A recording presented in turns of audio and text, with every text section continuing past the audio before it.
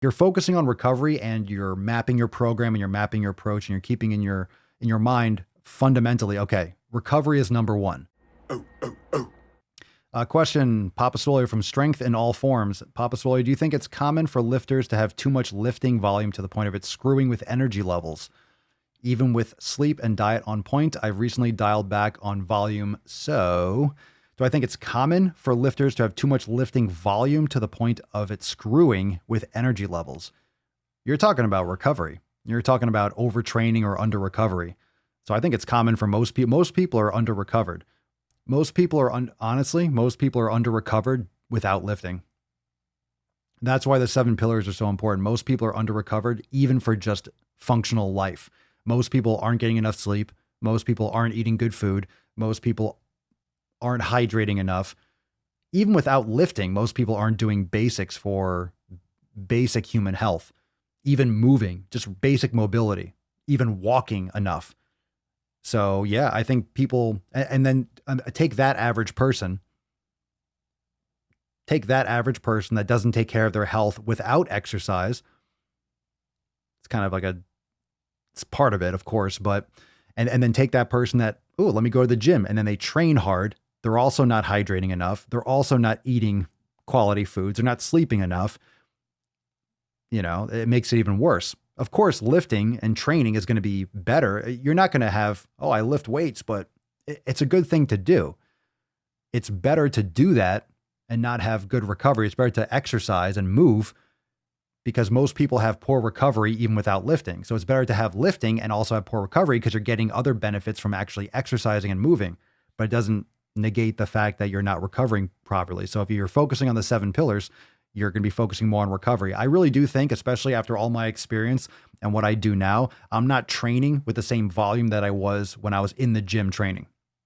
And a lot of you aren't too, even when you're at home. Now, I don't have a full-blown gym. I have heavy kettlebells. I have dumbbells, but I don't have a squat rack. So I'm not doing the same. And there's no reason why I can't have the same overload, but I'm not doing the same type of, I would say the same type of overload because I'm not doing heavy deadlifts. I'm not doing heavy squats like I was. I'm doing more repetitions. I'm doing stuff with dumbbells and kettlebells. So it's a little bit more dynamic, a little bit more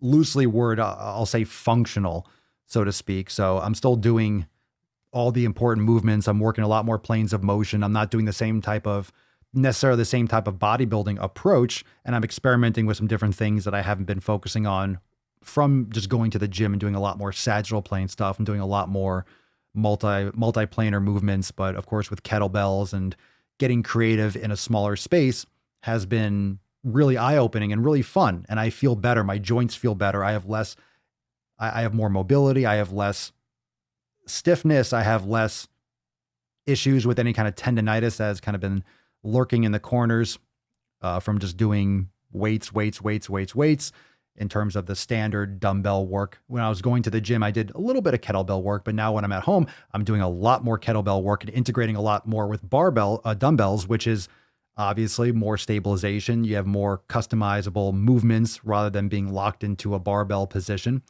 So it's led, and I do more band work here than I would do at the gym. When I go to the gym, it'd be barbell, dumbbell, cable, like most people. And of course I did yoga and stuff too, but resistance with that type of, so I'm enjoying that. Where was I going with that? So in terms of the overload, that's something that I've been hyper aware of, that programming, I believe, should be more focused on recovery. And that's, if you're focusing on recovery and you're mapping your program and you're mapping your approach and you're keeping in your mind fundamentally, okay, recovery is number one. It doesn't mean that training hard is a distant number two. It just means, okay, just like nutrition, calories matter. The amount of calories you're consuming matters, but quality comes first.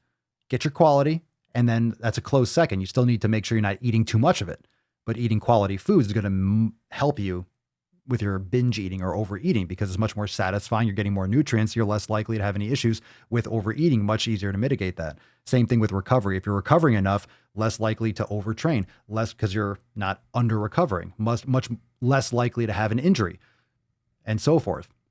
So it's very important to, and it's a very subtle change of the mindset. Doesn't mean you're not training hard. Doesn't mean you're not crushing it. It just means that you have your base layer of focus has a different perspective that most people don't have. That's a bed that you made. That's a bed that you made. That's a bed that you laid. What kind of game is you playing? We go hard in the paint you. What the fuck is you saying? I only go where they pay. What kind of game is you playing? Yeah, whoa, my shit is relevant. Our topic, my melanin is popping. I'm taking skeletons on closets and making new deposits. I'm in my element, no ollies, you children popping.